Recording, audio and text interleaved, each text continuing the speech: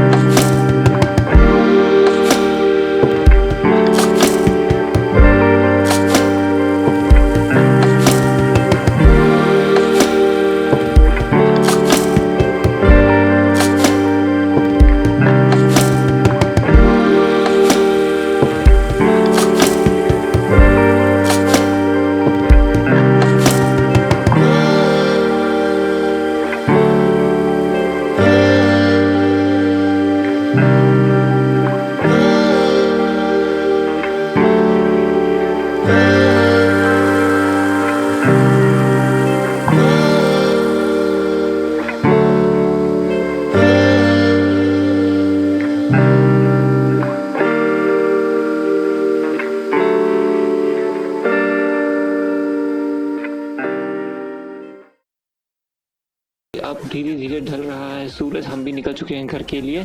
तो ये राइड का प्लान था रोहन दादा का, जो हमारे सामने चल रहे हैं।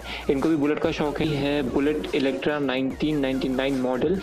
तो राइड को यही समाप्त करते हुए bye bye, thank you, stay safe, stay healthy, take care guys. Parth Rawat signing off, bye bye.